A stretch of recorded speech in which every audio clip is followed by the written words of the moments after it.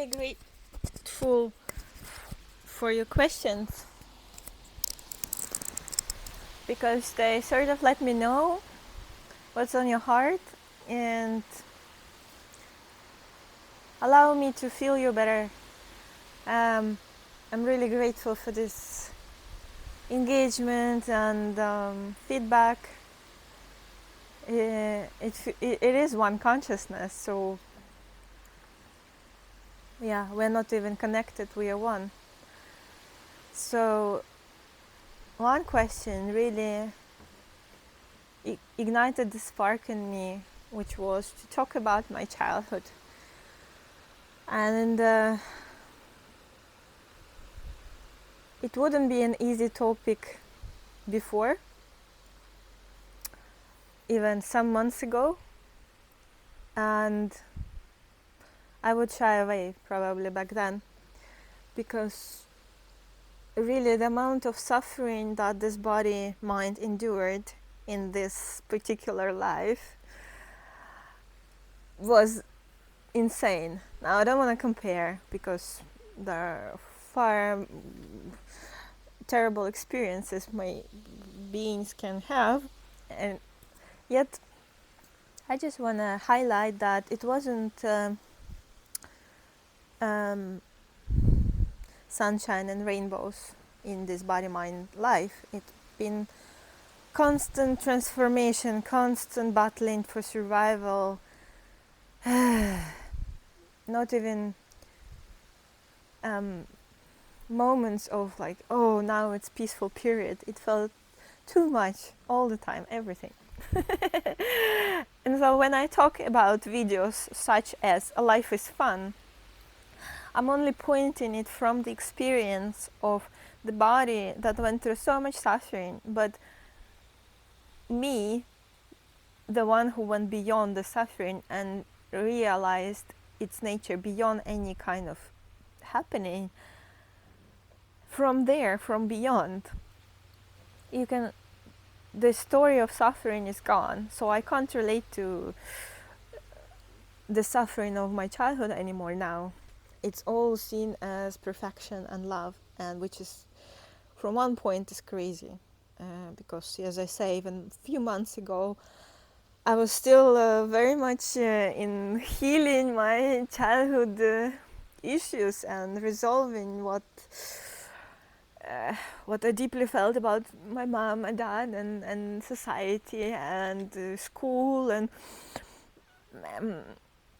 and all that was done to me to harm me, and then my ancestors and all their story. Anyway,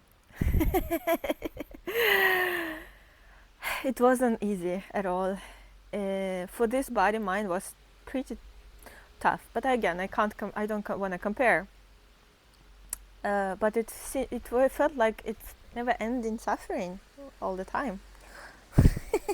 So I can really understand all your questions, and that you may not really like, how can she say life is fun? Like, it's not at all for me. Like, she might be so lucky, and maybe she has a good karma and she didn't experience these things, but I want to assure you, I went to hell and back many times, and somehow the consciousness that's working through this in here always was looking for the deeper meaning, for the truth, to pierce beyond, to go beyond, to see the wholeness of everything and find solutions, find insights in order to go beyond, overcome challenges. This one never got stuck on any suffering as a victim, although subconsciously maybe there was this story, but somehow all the challenges and suffering like even as a child, this body endured, made it move forward beyond, look for answers, look for deeper meaning, look for the brighter side. For example, okay, so maybe you don't know that I am Ukrainian. I was born in Ukraine, southeast of Ukraine, Zaporizhia. Now it's all on news, so maybe you have more awareness of Ukraine. There is no identification of being Ukrainian anymore in here. Um, there is no identification of living in Sweden now also. It's just all in me, everything. Anyway, I was born just before, or same year as Soviet Union dissolved, fell apart, so I grew up in 90s in Ukraine, which was pretty tough times. There was no money, not even our own currency at first. No money, complete chaos. Well, people needed to stand in the queues, long queues to get milk or even food. And also Ukraine was completely, now I see, isolated from the West. Like we did not know anything about the Western world, or like we were living in our bubble of Soviet Union, and there was no plastic plastic cover on products. You know, if you buy ice cream, there was no plastic on it. They just took it with hands and gave you ice cream. And yeah, so a lot of things now, as I realize, wow, they were so different from the West when I grew up. But at the same time, my family barely like made it to survive each month, and my dad was working hard at the factory, and my mama, she used to be a teacher, but she quit in order to grow, to spend time with me, to grow me up, and she would, yeah, sort of develop me to be a very smart kid. Um, and we lived in a small apartment in the center of the city, but it felt pretty calm there. It's it was 1 million city, but it still like felt like a province. Yeah, a lot of buildings, but not like it didn't feel huge. There was a lot of peaceful areas. So yeah, the baby me, when I was very little, I remember myself as consciousness. I remember myself not being able to look in the mirror and identify that this body is me. I would look into my eyes and like pierce beyond somehow. And now, as I understand that, wow, it was just experiences of pure consciousness. So there was no identification yet with the body. Yet the identification came more and more with suffering. And yeah, like I love my parents very much, so I don't want to give them bad reputation and reveal their story. Like it wasn't easy for them also. Like my parents were very young when they got me, and this was sort of how you do it. You just get married very young in Ukraine back then, and that's what you do, get babies. So they were like 22 when they got me, and it was very tough times in Ukraine. Barely any money, but somehow we got on, and we had a little piece of land where we could grow food. So in the summer we would spend a lot of time there. Yeah, there was a lot of trauma, of course, in the family. Yeah, my dad had problems with alcohol and sort of would become possessed. And it would happen like every fifth day. And that was more later when I went to school. I went to private school, so my mom really took care of my education, even though they didn't have money, or they had but very little. But she made sure and worked extra more. She started to work then as on a just in the market to sell, I don't know, candies, whatever, just to get some more money so you can be in a good school. Yet at home it was a sort of secret situation that there were a lot of screaming and suffering. And it continues for many years. maybe until I moved out and grew up. And when I was a teenager, somehow it just got super hard and escalated against me, like me and my dad. So, yeah, that was tough. At the same time, my school, because it was private, there were a lot of like kids of rich parents, so they like were bullies, and anyway, you can imagine. And also in 90s, so beginning of 2000s in Ukraine, like the country didn't have its own, identity or who we are. It just was a mess, everything. So a lot of corruption. At that time, I didn't understand all these things. So in a way, all those struggles or suffering, I would experience myself when at home it was terrible condition. Sometimes I would run away and I couldn't sleep or anything. Somehow deep inside, something in me always knew I'm okay and I'm gonna be okay, even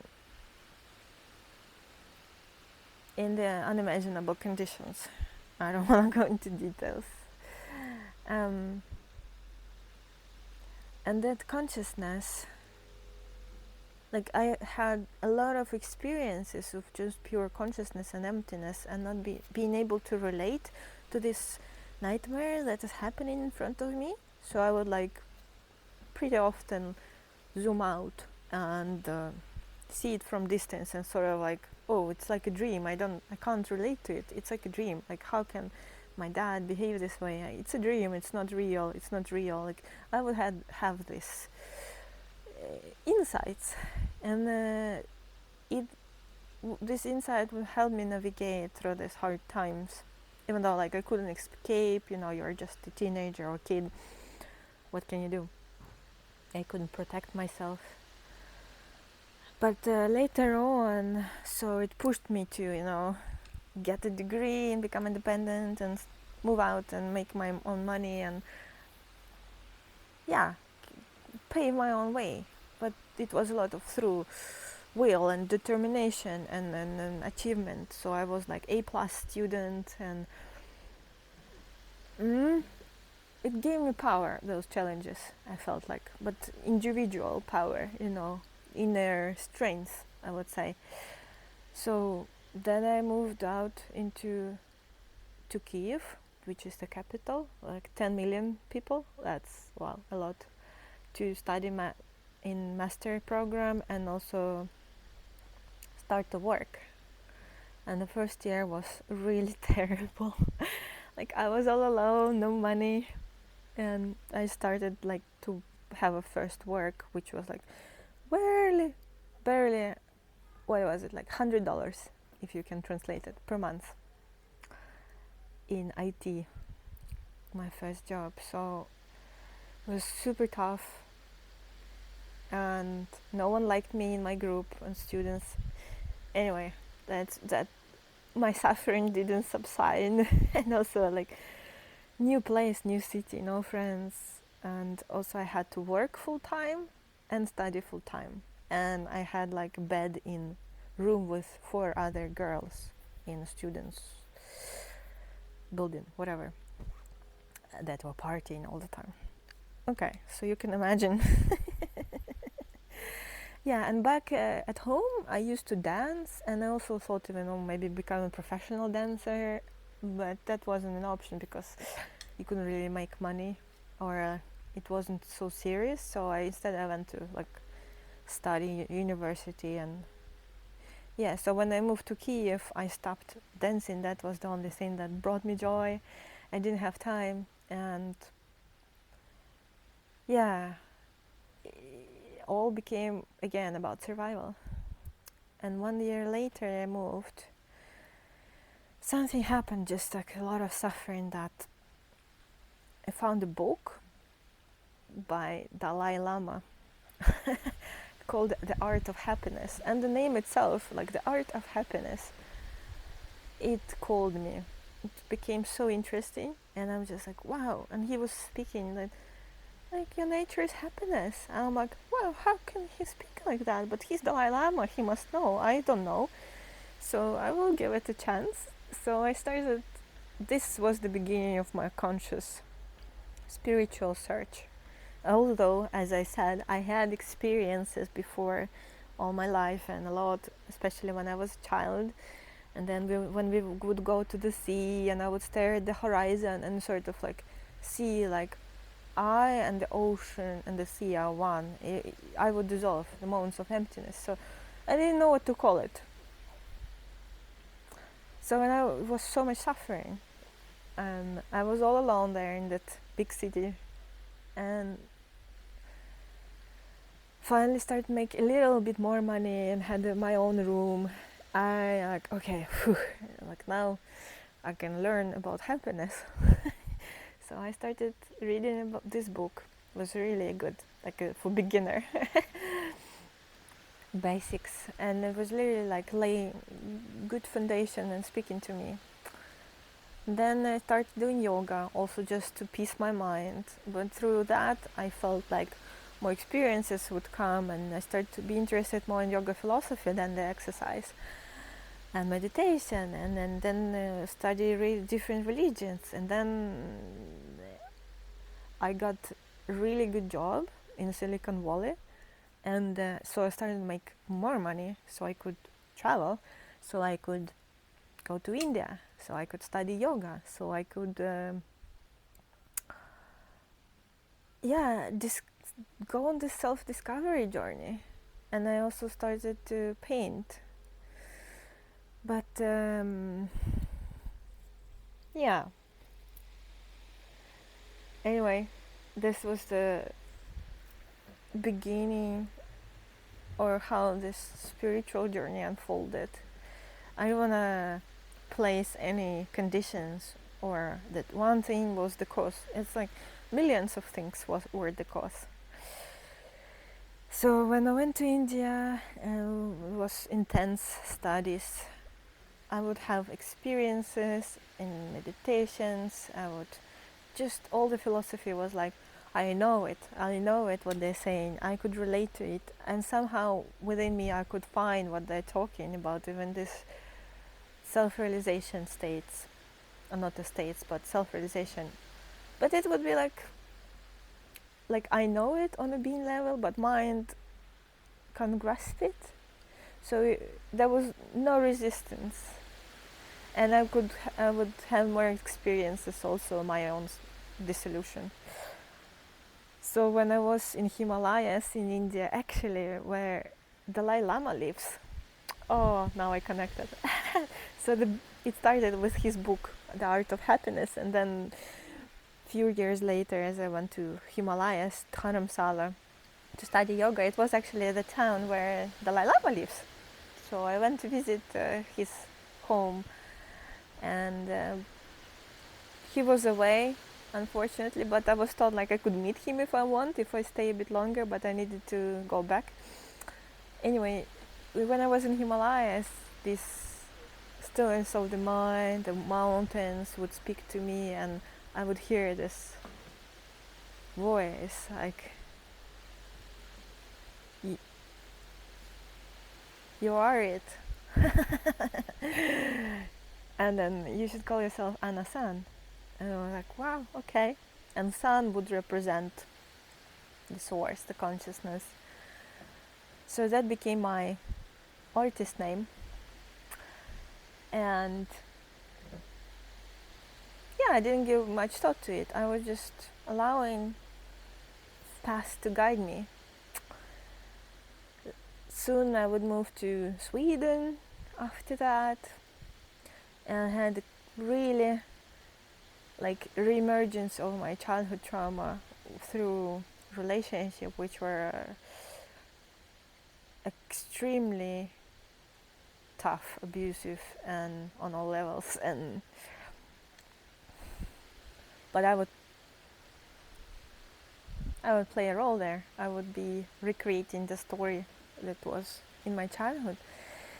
So from there I found non-duality, and it was like nothing. There was so much in this suffering, and then duality suddenly brought me into awareness whether there is no suffering. Wow, it was extremely healing. And yeah, I left the relationship, but that was the beginning where I really discovered or start, started to experience awareness and absence of I and pure being, and actually just find the words for this. Then I went on 3 retreats, to non-dual retreats, and I would have a dissolution, and there was a moment where I disappeared and the beingness, the wholeness revealed, and I would be like that for a couple months. And yeah, it was bliss. But I see now that, okay, whatever it's called, samadhi, that was experience, that after a few months I was hit by sickness, and all other areas just like start to break. So again, suffering. And with this suffering or change, the mind would return a little bit, and more, like grasp me back. So yeah, samadhi is wonderful, but it does not give the mind knowledge of the self. It can give, but it's not the same. So self-realization is not the same as experience. It's not the same as experience in samadhi. In samadhi,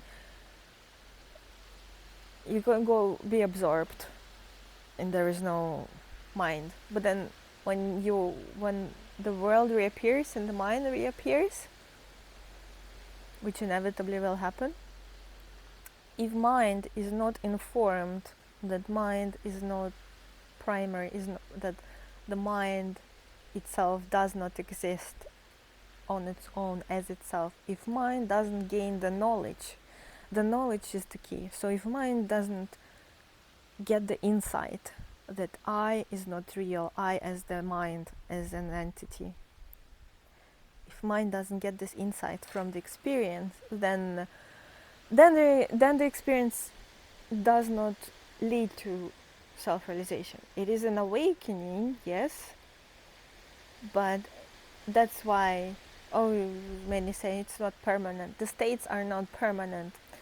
The consciousness alternates the states, but the beyond the beingness, the self does not alternate. So in the nothingness there is no states, and this nothingness is always here. And then the states appear within this nothingness. Okay, so I derailed a little bit from the story. That I want to say the difference between experience and self-realization. So the I reappeared again, and then I faced with this need to deal with my trauma, with my psyche, with the suffering part. I got the insight of the experience of nothingness, of the void. Now I'm brought back to the relativity, and in this relativity there still was a character that suffered. So it didn't feel nice. So it's time to go become a healer and explore this energy work and work with my psyche and heal the trauma and inner child and blah blah blah. Yeah.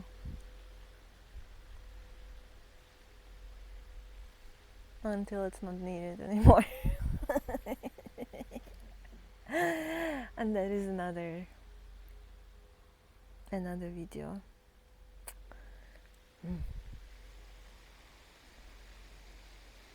So this is for those who can who all they know is suffering to get a glimpse that yes, suffering, but there is beyond the suffering. And when you go beyond the suffering, you realize yourself as bliss. And when you realize yourself as bliss, all the suffering is gone. Past, future, even the now suffering.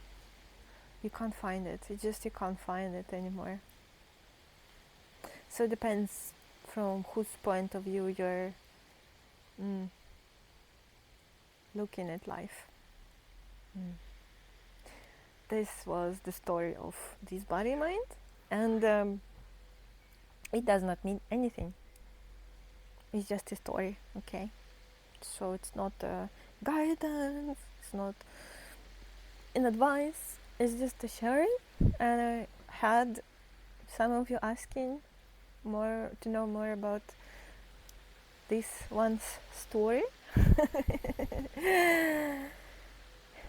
I remember back when I just started discovering what is self-realization, and was listening to other enlightened beings and listen to their stories of realization, and I think so, it gave me something then, like understanding. And without the understanding or knowledge of what you're looking for, if you don't know the goal, then of course it's hard to find it, to reach it. So just know that anyone's story is just a story, and it's all unique, and yet all is one at the same time. Okay.